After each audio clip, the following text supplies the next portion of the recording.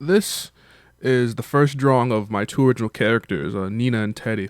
The date I have in this file is apparently September 8th, 2021. For me, this was a landmark moment, a dynamic shift in the way I thought about the world, the way I thought about my life.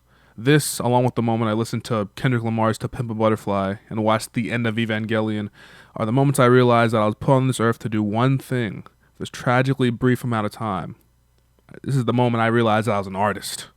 Now, realistically, you won't have the same nigh religious experience that I did, and still do in a way. But I am serious when I say that having made these characters changed my life. But clearly, you clicked on the video. You want in. You want to create an original character. Well, I will warn you now. I'm not a good artist or writer. I'm a pretty good musician. But if you're looking for tips on the art fundamentals or even the fundamentals of character design, it's probably the wrong place. If you're serious about the actual study and practice of character design, I'm talking about wanting to be your own Tetsuya Nomura. I highly recommend the book Fundamentals of Character Design by 3D Total Publishing. It's one of my favorite books on the that I own in general, and it very much helped me get better at character design. This is more of the ideation process and the ground floor stuff, and from another novice or I guess intermediate in terms of creation. The most important thing for this video I want you to remember is if you don't start, nobody will do it for you. If you want to make this character, you can't depend on companies, indie artists, or even friends to do it. You just have to do it. You don't have to be good, but you just have to do it. So back to my OCs. So it's been literally 3 years. It's not like it's fresh in my mind. I'll try to recall the inspirations and break down the processes for best of my ability. I'll do actually a couple of examples. So first of all, these two are both animal fusion type people. The one on the left, Nina, is a skunk woman, and the one on the right, Teddy's a dog dude. They both work in a convenience store together, and the chain is now called Freshy. It's the name of the series, but I guess at this point it was an unnamed store and an unnamed series. And for as long as I can remember, inspiration behind this was I've been enamored with a couple of things. The vibe of the deep, late night convenience stores and skunks. I absolutely love them. They're adorable. And it has bothered me very deeply that they don't have any kind of piece of media of depth. So I'm like, oh, I need to make a character that's a cute skunk character. I love them. They're cute like that. Simple as that. And the whole joke initially was that she was an animal who was nocturnal and worked the midnight shift, but she was extremely tired. And after that, I had to think of a contrasting character to work with her, right? And like, who's a contrasting character with a sleepy skunk girl? Oh, probably a hyperactive dog boy. There's probably a joke in there about how bad of an idea it is to have these two together. But on the base level, creating an OC is basically about using your brain synapses to connect things together and not stopping yourself until you have something done. And Nina's name is, I think, based on like someone I knew at some point. But also Nina Simone, the singer, and Teddy. He was originally named Ducky, who was supposed to be supposed to be the stupid dog name that someone would call her dog. But I knew someone named Ducky, so it'd be weird if I kept that name. So I was like, Teddy sounds good. He's a soft boy, like a teddy bear. And in character design, contrast can be achieved through a lot of things, like body shapes and sizes, colors. And so right here, Nina's a squirt and Teddy's a giant. He's a tank. And this is also going to be done with character designs. Like, for instance, here, Nina's wearing a childish Gambino-esque aviator jacket, and Ted's wearing a t-shirt with a necklace. And these things are pretty intuitive if you watch cartoons, because these characters generally have very different looking designs. Even cartoons with less like critically acclaimed, I guess, legacies would have this skill down to a T, just by the virtue of the medium.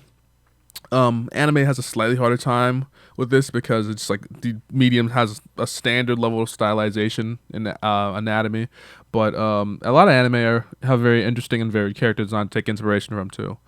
But yeah, this is basically the base I started from and expanded from there. And at this point, I didn't really know what to do with these characters, but I knew something was there I wanted to expand upon. So a few months later, I commissioned artist, UEB, to draw them for me. And if nothing else, I was absolutely enamored with these characters, and I needed to see them rendered by someone else with higher technical skill. And I'm not going to go back on the DMs because they're probably extremely cringe, but I'm going to show you a couple of like sketches in the process. So here's the first one. One of the big aspects of early development was that I dropped it. Is that Nina's supposed to have a huge crush on Ted. They spend so much time together in the store. I think having explain reasons for your characters actually to do things is a pretty big aspect of like writing and design. But yeah, this is the first sketch, and one of the big differences is that Nina's not black in this one. She's white. She's white as a board, and I changed that pretty early on. Um, White is a board. I mean, white is like a sheet. Um, and Ted is also not soft in this one. He's pretty big. He's just a gigantic dude. Pretty attractive to be sure, but he's very, very big. And on the side note, you was also very patient with me, letting me explain these ideas. It probably sounded like a baby asking for food. Shiver my timbers! Very kind to help me think this stuff out. But if you want to go this route, you probably should avoid giving your artists a lot of reworks. Hopefully they're open to like sketching down some ideas. Hopefully in collaborations. But yeah, make sure to compensate them fairly. The next one is with a few notes, and Ted looks a lot more like himself. I remember this is around this time I gave Yui the note to give Ted a more boyish look, like Pit from Kid Icarus Uprising, because that's kind of like the vibe I was going for. Honestly, I still love the way he looks here. He's absolutely adorable. Nina's a work in progress still. And this is the time to mention that Nina's ponytail thing was a foundational part of her character, honestly. I will say that it kind of gives her like the idea of the whole working class character thing, while also conveying the skunk idea, because they have very prominent tails, right? So they have a hairdo that kind of conveys that's very good visual shorthand, a very poofy tail. Also have the animal ears too, I guess. I didn't really give it much thought past the good Jinko kind of thing, which is kind of biting me now because I have to develop the world.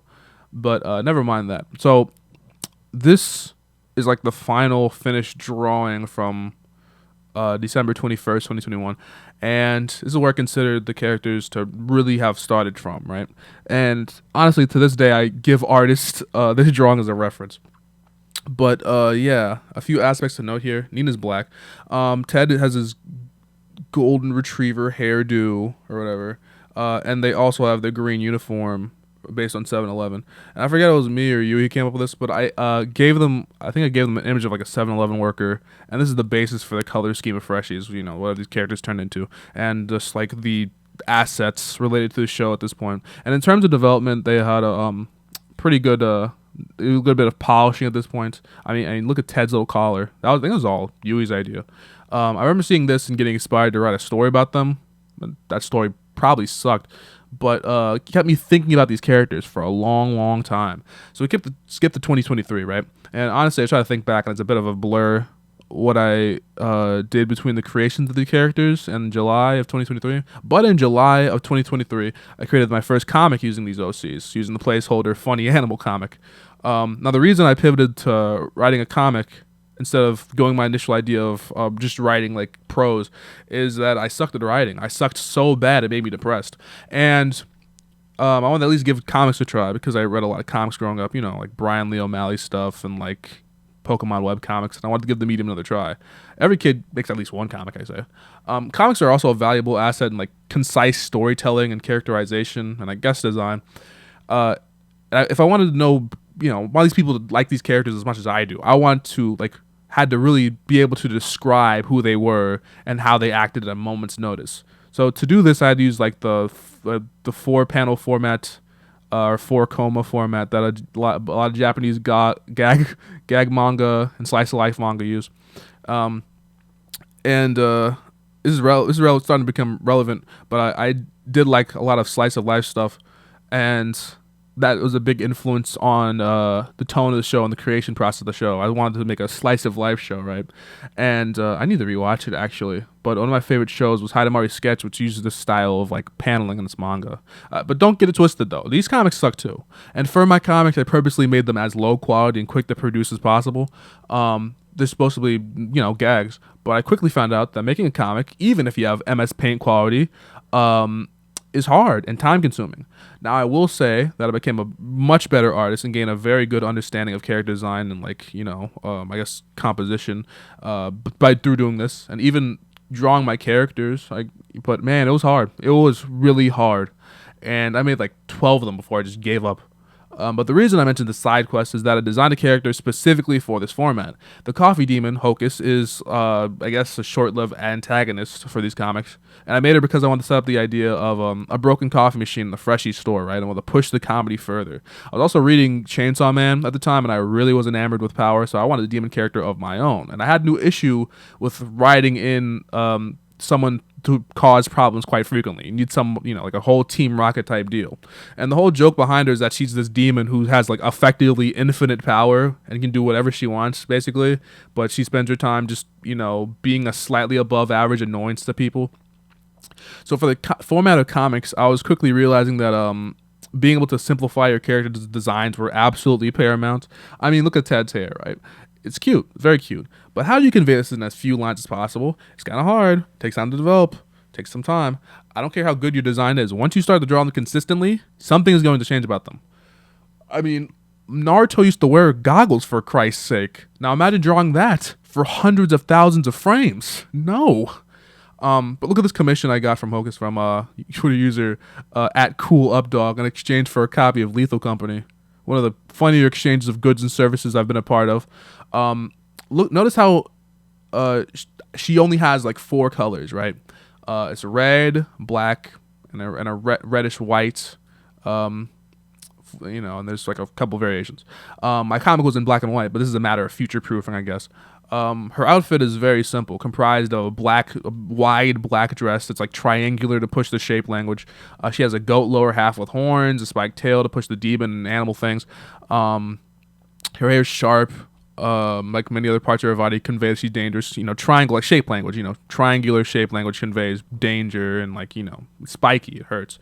I added 2 extra mouths because I was listening to a lot of Kill Bill the Rapper and Rav. Shout out to them. He's great. But the extra mouths also add a lot of visual interest, along with her head being detached, which lets me not have to draw her neck, while also being able to have the opportunity to let her do more cartoony movements, because she's like an outer worldly being that would just like screw around. Also, her eyes are covered, so I don't have to draw those. But it's more like a common trope that demon girls just don't have their eyes showing. I accidentally followed that. It wasn't on purpose. But yeah, the main idea of Hocus is that she's like this cartoony character that's like physically malleable, which I should have. I might push a little more at some point. But yeah, a lot of references around me when I draw design characters. So here's Hocus's mood board. Despite the simplicity, she actually took a while to really design, because I want to get her dress right. But I was also dealing with the idea that I wanted a recurring character, and I was actually designing a recurring character for the first time, and I really wanted to think about it deeply. And of course, I didn't use her for too long.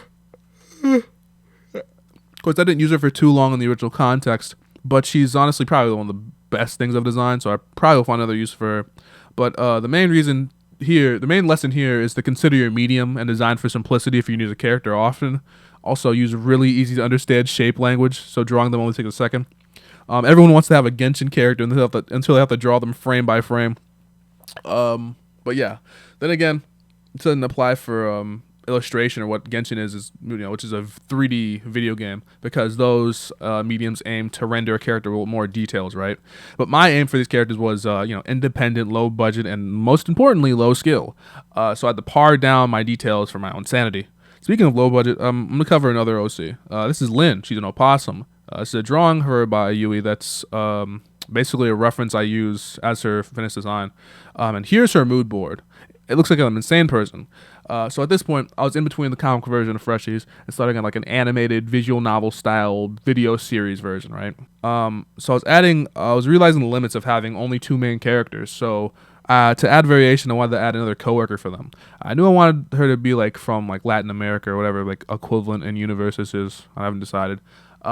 So they started off as a rabbit, because rabbits are common animal creatures, and the white contrasts with Nina's black hair with like white highlights. But I realized that like realistically, it'd make more sense for an opossum to do the night shift, and also it'd be a more interesting animal to use. So, she's basically there to be like a tertiary contrast between the existing 2, right? I try to think of the other traits that the other 2 don't have. Like Nina's supposed to be like anxious and self-conscious, and Ted's like basically got nothing going on in his brain, and Lynn's like the chill manager between them. She has like some sense of responsibility, but it isn't really too uppity about it, right? So where Nina's mildly short and thin, and Ted is like a average sized dude. Lynn's pretty tall and well built. She's also really bottom heavy in this case because it's hot. This also a lesson. Not everything in design has to be this like corporate clinical thing, especially if you're independent. Sometimes you could just design a character that's hot because you want them to be hot. Her body type is also a good contrast with the other two, and add some like interesting shape language with her like big ears and thick tail. Also, the earring kind of conveys like the manager thing, and is just asymmetry. Asymmetry is a good addition for designs if you want to add some interest there. Lynn's hair also was a big deal in terms of design. I spent like hours coming up with her hair. That was like easy to draw but distinctive. And after that comic fiasco, I wasn't gonna have another situation like Ted's hair, man. So I settled on making her hair like M shaped with like 2 triangles on either side, and it takes like 10 seconds to draw. And this is why you see so many cartoonists drawing their characters, and it seems like second nature to them because they have probably drawn them 10,000 times. An aspect of Lynn's character that also is a joke that thing is that opossums have a tendency to like have their body literally shut down. So I imagine she just smoked a ton of weed to counteract this inherent stress and working in a place with these other doofuses, and also I guess the stress of management and employment in general. I think when you design a character, you just got to think about the life experiences you can, like why are the way they are, what makes them tick, what is their ick. Think of a character as a person, or at least like a being with a history and a daily routine as a way to conceptualize them and flesh them out in your mind.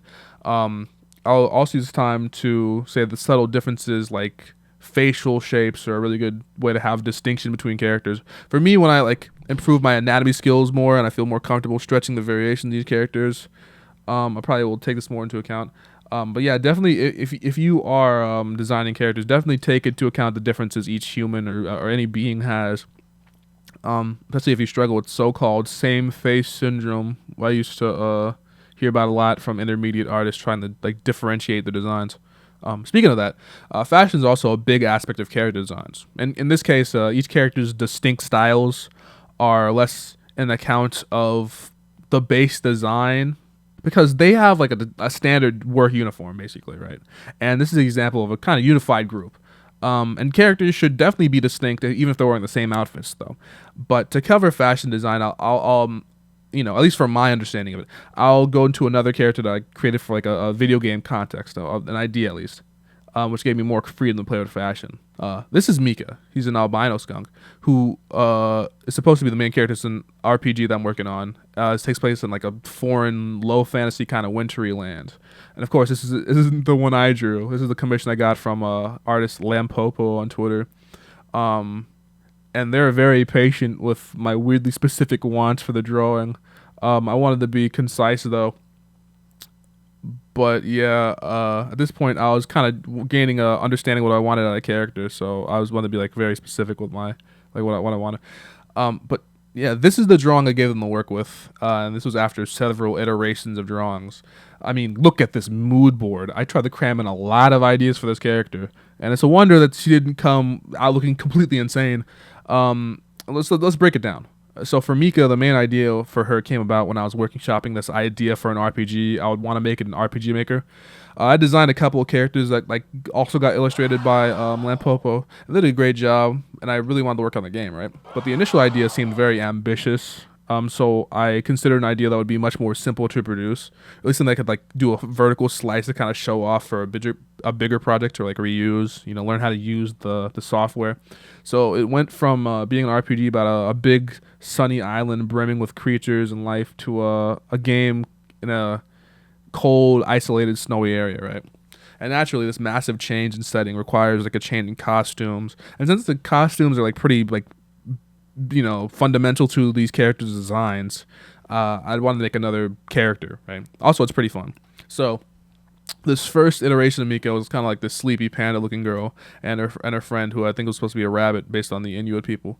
Another aspect of character design is research, because the more you know about like the various Inuit tribes, the better you'll be at telling a story in a setting like Alaska, right? I actually might scrap this character altogether, but it's good to know about a setting just in case you need the information better. It's just like, very important for writing. You don't want to get caught up in a situation where you're wrong. Just make sure you're well researched. But yeah, the whole thing about Mika is that she's supposed to look very drained at any given moment, right? And in the drawing, her eyes are just barely open, and they're, later probably be conveyed with eye bags and facial expressions. But unlike Lynn, she's built to be like Lynn, she's supposed to be a little taller, but unlike her, one of her distinct features is like her gigantic hair, as opposed to Lynn's short hair. And my idea from her is that she looks like she woke up from like extremely long sleep, which I also kind of consider that she'd be like genuinely depressed in the story, and it'd be like the journey would be about like getting over that, like a plot line. But I don't have it all written down yet. Maybe it is, maybe it's not. But I had all these stuff going through my brain, right? And in this quick sketch, she looks like she's in like fuzzy pajamas or something. So it conveys the whole bedhead thing, but it's not very formed yet. This is a more like second version of her. This is a more fantasy elemented version, and I designed this version to look a lot more witch-like, mage-like. She wears a thick dress with insulated inside. The fuzz comes out the top and bottom to add visual interest. The boots are big because she's in the snow. Her hair is big and flowing as ever. Adding some lines conveys she's like kind of unkept. The dress has a few lines that if you nothing but insane. I just want to make sure it's just like add some visual interest there. But I just want to be able to draw it myself in various assets. I also added a staff to convey she's kind of a magic user, which is important for a turn-based RPG because you have like classes or something. So like that's a aspect because if you have a class and you want to convey visually like what class are they at like a glance, right? So that leans more to the mage aspect of her. So for this final design, I wanted to integrate some more color theory into it. I think that the blue just generally looks nice and just conveys the cool atmosphere she's going to be inside of. Although the game's going to be in black and white, so it doesn't really matter at this point. But the blue also contrasts with her like new weapon, a red scythe. And the scythe is a weapon I think is cool and quite underutilized. I mean, this scythe is designed to be like an ice pick also. So because she's exploring like these glacially cold areas, you can kind of like use it as an embedded part of her design to interact with the environment, right? So no matter what happens in the game, you have an excuse to like climb, for instance. She's wearing the same dress as before, but I kind of based it a little bit more on the dress from Alice in Wonderland because I just associated the blue colors. Her hair is just as long as before, but her skin's like distinctly gray to contrast with the bright red eyes, which is the same shade as her scythe, implying a deeper connection between the eyes and the scythe that meets the eye. Her boots and her bag are like the same shade of brown that cuts down on like unnecessary complexity. Just using two different colors that can be conveyed the same thing. Her scarf is there because it looks cool. Scarf's cool, and she has thick black gloves because just makes sense in the setting. She also has a small hairpin to make sure her hair is not covering her face like the last one, but also it's a cute little detail. So Mika is also currently written to be a mute protagonist who's kind of scruffy and shy. So her hair is kind of unkept and she seems kind of like, I don't know, shifty, for a lack of a better word. So if you walk over to her, she'll like probably try to walk away or something. And in Lampopo's drawing, it's conveyed by her scythe covering her mouth. Very good visual. I will admit that this is probably my favorite design that I made so far. But my main lessons here kind of account for like the setting and letting any idea go through. Like this design was heavily inspired by witches, JRPG character designs, horror, along with a couple Twitter OCs. Like I absolutely fell in love with Saji, who's this OC of this character designer, like Twitter user at RDIINMM. Yeah. And I think I might have gone a little bit overboard in inspiration in some parts, but I took inspiration from other elements too. I also commissioned them to draw Mika and their OC's outfit, and it's very cool. I think a lot of younger artists especially worry about the quote unquote stealing other people's OCs or ideas or whatever. And really the main question is you have to ask yourself is if you're integrating various elements into your OCs, or are you trying like not to take someone else's ideas? Like if you come up with your own ideas and have your own process and you have similarities, it's fine, right? But if you're trying not to do someone else's ideas and while also like trying to do them closely as possible, you'll just stumble into copying someone else's stuff, if you know what I mean. Like how they have like a TV shows, they have like a Indiana Jones parody that has a different chords, but so it's legally distinct, difference. Also another lesson here is just to be obsessed with your own characters. because I wouldn't have found this artist if they didn't like care about drawing their own characters so much. So if you love your own characters, you have to show them off to the world because nobody else will. Like I said, so I could go deeper into a lot of aspects of like this, but this is my process in terms of like thinking of how to do characters. I think the idea of whether I think an idea of like anything just like could just be the start of a character, right? Anything, whether it be a setting, another character, a context, a joke, fashion works. I think, and then I didn't think deeper into who they are based on that, right? And I design based on like who I think they are. So character design for me is telling a story, I guess. And just by looking at them, you get a little bit of an idea of who this character is and what's like hopefully appealing about them. I mean, I love making characters; it's very fun. But I mean, I'm really glad that I even delved into the hobby of creating characters and being an artist. But yeah, I can't cover every single like microscopic aspect of these characters. But I hope this covering this process kind of like helps you take some inspiration in your journey in creating characters. Because it's like a couple case studies to just use as examples. And if not, you can at least remember that if you don't make your character, nobody else will. Anyway, if you've been listening this long, check out my series Freshies, which I have a playlist for. I might make a video covering the production of that. But for now, if you're interested in these characters and have some time on your hands, and you want to watch something low budget, yeah, check it out. But yeah, thanks for watching. And I hope you create that character that you've always wanted to make. Have a good one.